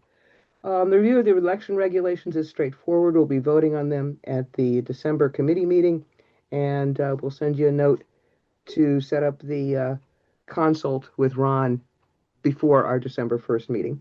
So thank you for that. That's coming. The voter roll verification request tonight is per the instructions at the council meeting in October. We've prepared a more specific scope of work and an estimated budget. It's included here. This afternoon, I also sent around to everybody on the council the notes from the 2024 verification process by the outside contractor that year, which, as you know, was a very extensive process to clean up the 23 voter roll.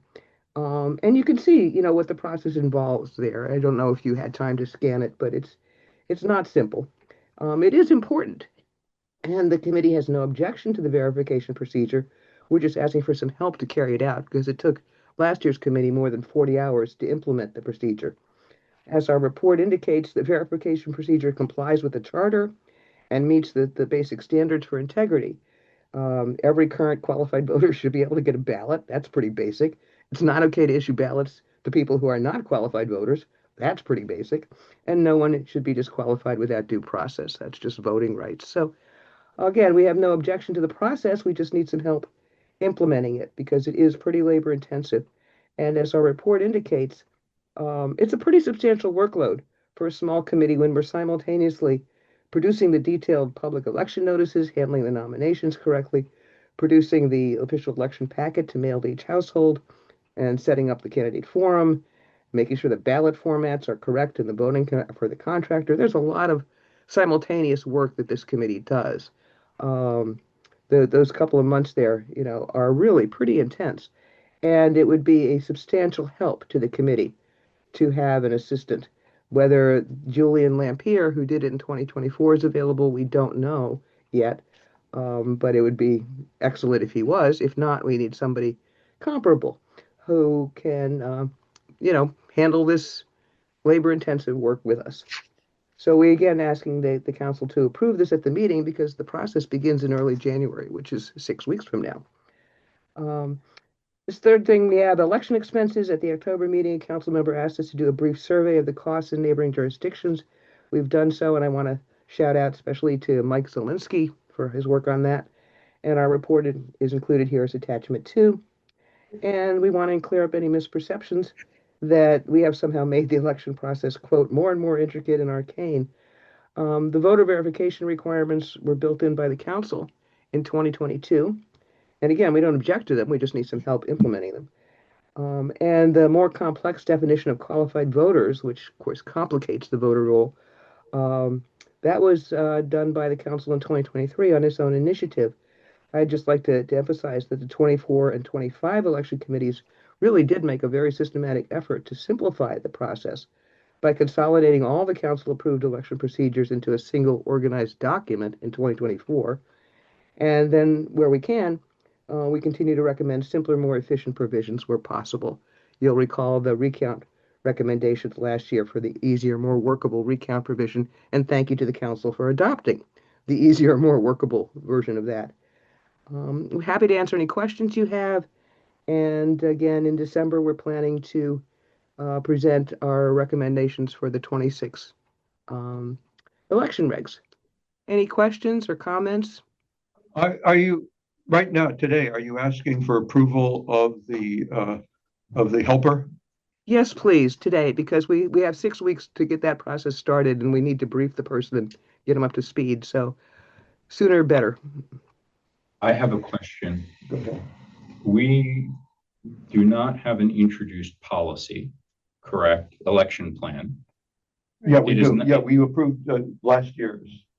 That has it been officially introduced? to the Last year's council? plan is, I checked with Ron about this. Last year's plan is still active until you all Evergreen, change it. so- It's evergreen. They've already removed the dates out of it. So it's Yeah, a So we're plan that not- is. So this will be the first time that I'm on the council, so we're anticipating we're not gonna have official introduction and then approval? It's That's already what been- we've normally done. That's already, no, we approved it last year.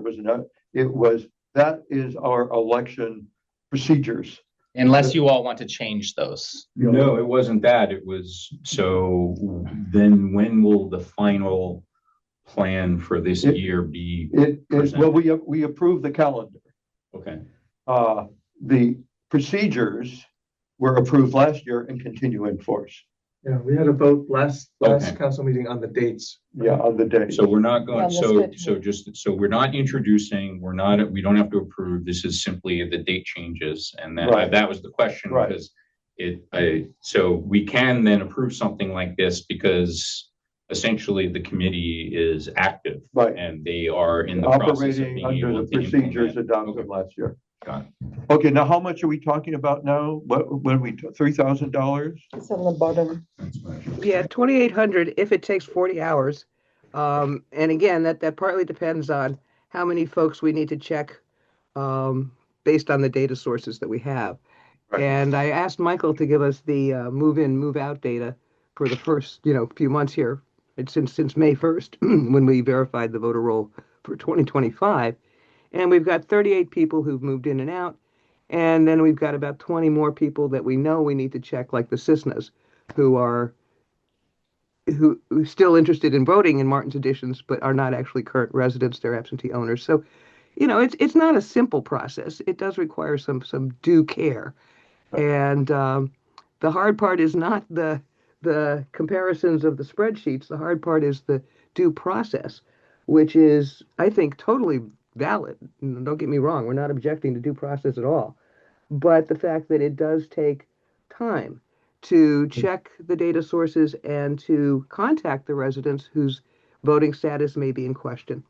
And Right. so right now, by my rough estimate, we have probably 60 people that we need to check. And we'll see more move-ins and move-outs between now and May. So this is a process that does require a fairly substantial workload, and it's a diligent workload in the sense that it has to be accurate. You don't want to have 122 incorrect ballots floating around like happened. Okay, so thanks, Marty. I want to ask, do we have anyone that wanted to discuss this? I mean, I'd love to get Michael's opinion because he's most directly impacted here. I think the council's kind of talked about this multiple times. When we originally approved this 2 years ago, And we were able to hire my friend from ICMA, the International City County Management Association, which is where he works and still works. Is that Julian? Julian Lampier. He just got married, so I don't know if he would be available for this project or not. But it was said at that time that, you know, maybe this is something we would do every so many years as needed. It was like said 2 to 5 years, I think is what Katie said at the time. And that was kind of the general agreement amongst the council, or that was my understanding, at least of your all's perspective. I think the voter roll is in a much better place. This last year voter roll is what they can go on.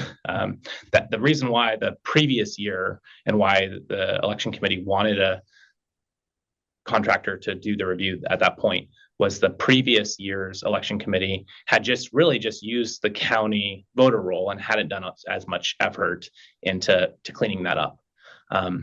And so they just kind of included everybody and did very few edits to that, which is why there was a ton of names on there. So now this election committee, which is, you know, majority of the same members from last year, it has a very limited voter roll that they would be basing it on. The documents they use are the previous year's voter roll, the county's list, and then the village office list. So the village office list is better. The voter roll list from last year is better. And the county list we know is terrible. So I don't think there's as much of a need for it as there was 2 years ago. Yeah. The job isn't it? I would suggest that we hire somebody up to a limit, and the person doesn't have to work up to the limit. They do what the job is.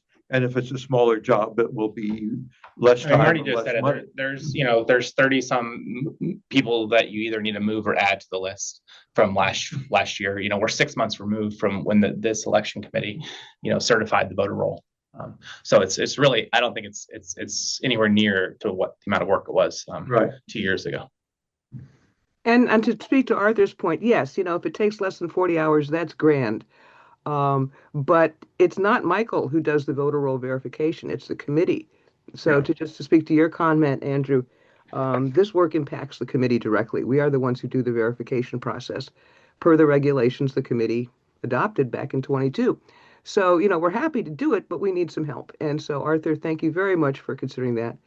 Well, can we find someone who would do this kind of work if it's that little work? I mean, can you actually even find someone who'd be committed? I mean, it doesn't sound like it's going to be 8 hours worth of work if it's just a few 30. No, it's more than that. It's more than that, because we have a number of people that we know are not on the village office list, but are in fact people that we need to check to see if their voting status is still active.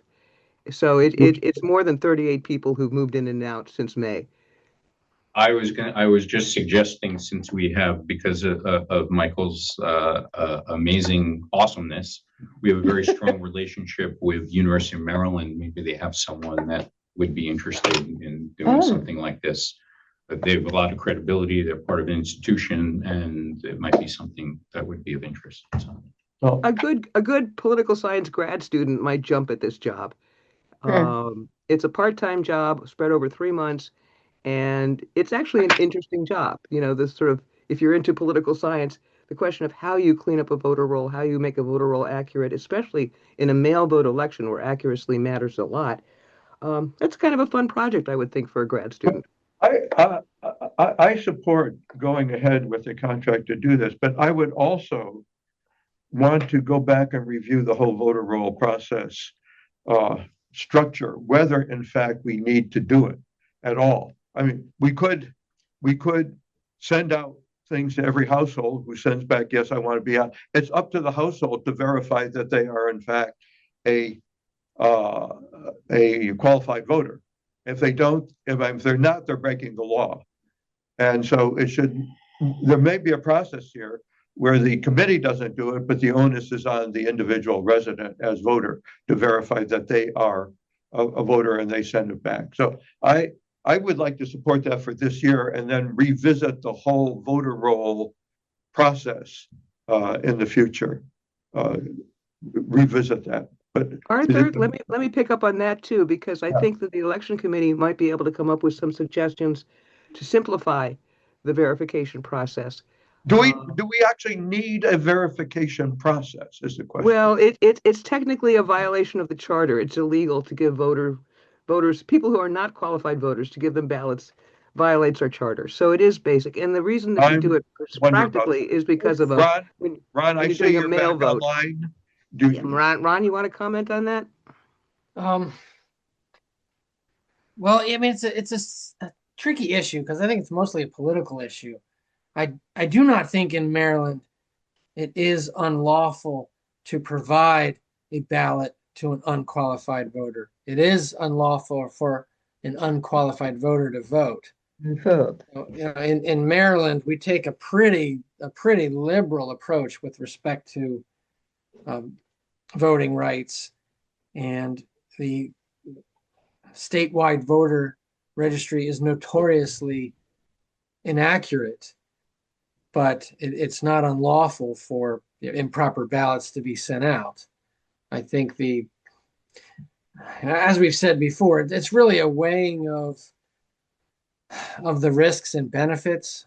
I think in Maryland, there's a general sense that the risk that voter fraud is going to alter the outcome of an election is pretty remote. And Maryland defers or errs on the side of making sure everyone gets a ballot. And if a few or several or many unauthorized ballots are issued, the risk that someone's going to actually vote those in such a manner to change the outcome of an election is remote. I mean, that's my general sense. Just anecdotally, a manager from another jurisdiction once told me that their children who had long moved away are still getting ballots at the house 10 years later, despite the fact that they've registered to vote in another state. But the votes are not voted by that manager; they're discarded, thrown away. And I think in Maryland that there's a general recognition that that's how it has to work until we find a better process. Well, let me chime in on that, because you're right about the state law, of course, Ron, but the charter, the Billy May Charter, is pretty clear about who a qualified voter is. The council, with your help, revised that definition of qualified voter just in 2023 on the council's own initiative. And again, that definition is fine. It's just a little more complicated for the committee to implement. I do want to say Well, it that says who a qualified voter is, but it does not say Martin's Additions may not send a ballot to a non-qualified voter. But when we do a mail vote, everybody who gets a ballot can vote it. And I believe everybody is. But they have to sign the affidavit on the envelope that says I certify that I'm a qualified voter. Let me tell you sometime about Chicago elections and the aldermen voting those ballots. Chicago, Marty. But my I point is, suggest- no, let me finish, please. Yeah. My point is that Martin's Additions elections have been often decided by a handful of votes, literally 3 votes. One year it was 1 vote. And when you have that small a note, it is really important in a mail vote election not to have a whole lot of incorrect ballots floating around, because frankly, not everybody might be a saint. Okay. And in a small election where a handful of votes make the difference, it's really important to have a clean voter roll. Squeaky clean. Squeaky clean. As All right. clean as we can make it. No voter roll is 100% perfect. So But the procedures I the will council move that adopted we- are I good. will move- You're winning. Okay, thank May I you. make a suggestion here? Just a minor one. Look, I'm not going to get into a debate of this because I hear what Ron is saying. I hear both sides, but this idea of we have to police and get down to, and the effort that's going into this, I think we had heard from Katie, the former chair, her recommendation at the time, and she was the committee chair, liaison, was, every 5 years or so. So I also just the level that we get into this and the responsibility. If people move out, right, they would have to request a ballot because they're not here anymore, and that would come up. And then if people move in, we certainly publicize how to get a ballot and also the sidewalk. And I do know I want to respect the idea, especially for those who came out on the other side of this, There were some elections, of course, that came down to a couple votes, but I think that's been a decade or so ago. So, and that was pre-pandemic and a lot of things. So I just want to put this all in perspective. I'm willing to go and vote for this because I'm committed to providing the support to the committee and the manager. I would just say that I think $2,800, I'm looking at these estimates, it looks like a lot. And I don't know, I don't want to get into the pennies, but pennies are taxpayer dollars. I would say, you know, I'll approve it up to, I don't know, $1,200, $1,400. I'm looking at the hours here on some of this stuff. Like the first one is 6 hours to meet with the election committee by Zoom and provide a briefing. And then the other is, you know, 8 hours for a final work I mean, I think these are sort of very, and rightfully so, kind of inflated numbers for the amount of work that we're talking about. And I just feel that if you want to approve an envelope, but I would be really hard pressed to believe it's going to take this amount of money to do what we need to do. Okay, So the number. Well, I just want to say that when I voted last time on this issue, it was with the understanding that we wouldn't be doing this every couple of years, that this was just going to be the perfect remedy for our horribly For the cleanup. deficient voter roll, and everything was going to be beautiful and we could just leave it for a few years. I don't think we need to do it. Any other? No, No other comments? no other comments. Huh? Okay, here's what I'm going to do. I am going to move that we have a contract for up to $2,500 for the work to be done. 2,500, 2,500, okay, up to. I understand. And so that's what I do. I move to introduce that we approve a contract for the election committee to hire a helper up to $2,500 to clean up the voter roll for this year. So I'm going to second this with that caveat that, again, this is We return at some later point. that this is not an annual process Or at even- that Or even semi. at that level. Okay. First of all, but to me, I'd rather be safe than sorry, and so I'd rather err on the side of caution and make sure that we have it as close to perfect as possible. But again, I completely agree with Susan, even though I'm voting to second it, that if we were told initially this is not going to be an annual, if it helps relieve some of the Well, it workload. was 2 years ago, yeah. Yeah, okay, well, so 2 years ago.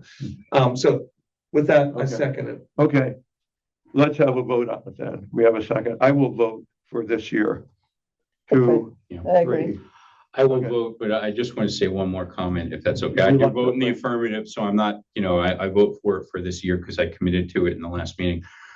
Ron shared something that struck me on this is this risk, and then couple it with, I know, and again, I want to be very respectful for those who are on the other side of the vote or two, because it takes a lot to go out to run for an election, and if you miss it by a vote or two, Mhm. you know, that is a tough one. So I don't want to undercut that feeling, but I would like to get back and examine beyond this with Ron, the risk, right? What is the risk that we're actually looking at? Is it the idea The risk of, if we don't do this. well, what I mean is getting into the risk of in an election that is that close, is it because we're fearful that we're missing voters? Are we fearful that there are voters who shouldn't be voting are voting? I mean, what is it that we're actually trying to hone in on, that if there's a close election, what is it we're missing? Because I think that we have improved quite a bit over the last decade of outreach and other things. So if it was the idea that we're not getting the proper turnout, which could have been a consideration over a decade ago before the mail-in and before a lot of things, I would argue that if you look at the statistics and the numbers, we have had between 25 and 30% more people cast ballots than in those years where there has been a historic close election by a couple votes. So I just want to put out, what is the problem we're trying to solve? Right. In a close election? Is it, do we really believe it's fraud? Or is it that we're missing people who may have moved in, like those 60 or 30, that they haven't gotten the ballot? Or is it somebody who's moved out who's voting? Which would, Right. yeah. So I just want to say that I think that we can get down to the bottom line of what this is. Legally, perhaps we're not responsible for it, but if there's a simple solution that appeases everyone in terms of every year who moved out, who moved in, and let's make sure we have good communication, I think that we don't have to Okay, believe anyone needs to go to jail Right. on Okay. a missed ballot. good. I voted no. Okay, so we have 4 yes, 1 no. So record. Thank you. Okay. I don't think we have any other committees out there. So I'll just mention the Water Committee is getting a report from Bayland, the contractor, in a week or so, December 2nd. And they are waiting for that and waiting to go forward. That's their with it. final report? Yes. Okay, It's the draft of their The- final report. the draft of They're the gonna final. review it at a meeting that they're scheduling, right. and they're But these are these findings. and they're hoping to present that to the council by February. At the February council meeting, maybe is where they're planning to. Okay. That's it with committees. And moving on, do we have anything else? Yes. Any more residents committee comments? I just had a question. This is Marty again. About the report about the cost of elections and other committees. Did the council have any questions about that for us? Oh, I actually wondered if anyone compiled numbers. I think Jeff and I both said it would be really great to have some idea of how many voters there actually were in each of the jurisdictions. And I think some of that data will be available. Maybe it's in there, but I saw the number of households. Yeah, number of I households. didn't not see the voting. number of votes. Yeah. And I did do a really quick look before the meeting tonight at the state election site. Some of those are on there, the total number of voters and the outcomes, but that would be really handy, I think, just to see how we compare with the other jurisdictions. And it was enlightening to me, and I'm just going to go off on a tangent here since that seems to be everybody's kind of modus operandi tonight. I was surprised at how, I've noticed this before, at how straightforward other jurisdictions are. And I know that one concern of our election committee over the years, beginning when I was first a liaison, back when Haley was on the committee, so probably like 2016, was the overriding fear that there might not be the requisite number of candidates for the available slots. Well, it turns out Chevy Chase Section 5 has a provision that in the event there are nominated fewer candidates than the number of positions to be filled, the council shall make additional nominations as are necessary, which would be better than, I know that Marty has expressed a fear of write-ins being. That's not true, Susan. I support write-in Possibility. votes.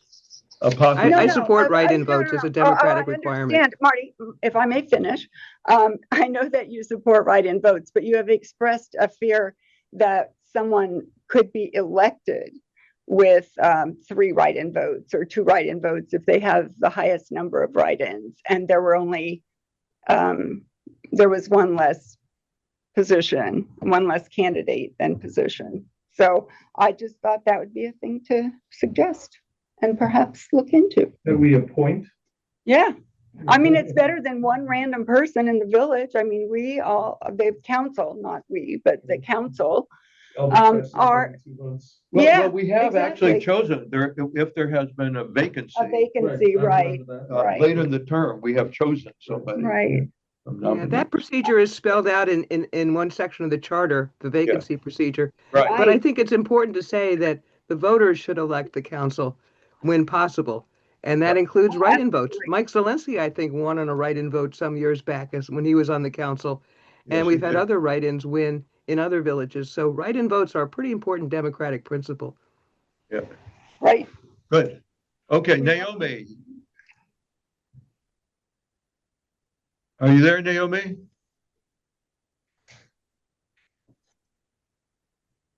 If you're there, Yes, unmute. I'm here. Okay, please go First ahead. of all, so I have two questions. One is, may I ask, what is the topic of your closed session tonight? There's two topics, and the motion to go into closed session will come right after this. And we're required to say what the motion is when that comes in. So I'll tell you in advance, but it's coming in a minute anyways. We're talking about a personnel issue, and we're talking about legal advice. Regarding the building code. Yeah. Okay. And the other question I have is for Susan. Why is it that you always choose to pick on Marty every chance you get? If that's not a theoretical question, is it academic? It's not a theoretical question. Okay, well, let me just answer it then, please, quickly. I will just say, this seemed like a very good, very practical approach to the fear that we might not have enough candidates sometimes. So far, that hasn't happened. It could happen in the future. And this would seem to be the approach adopted by Section 5 would seem to be a good one. And I'm sorry and a little surprised that it was perceived that way. And sorry.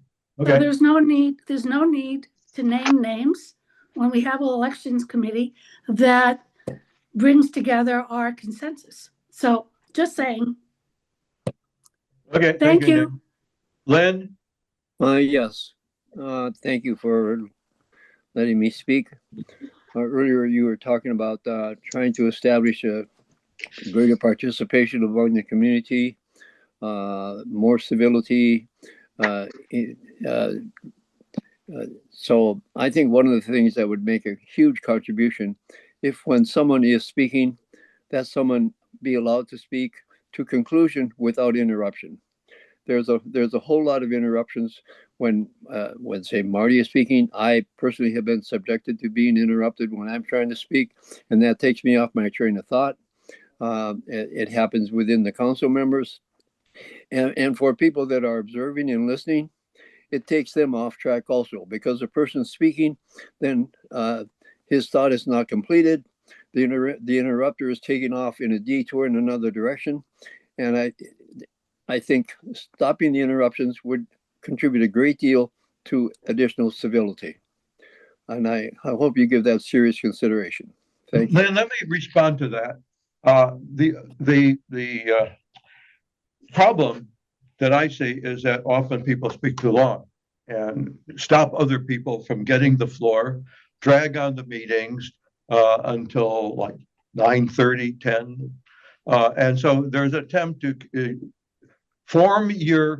I request people to form your ideas before you speak, state them, and stop, which you did tonight. Congratulations, you did a very nice job tonight. With that, I think we are at the end of the community. Do I see anything else up there? Well, I'm still here.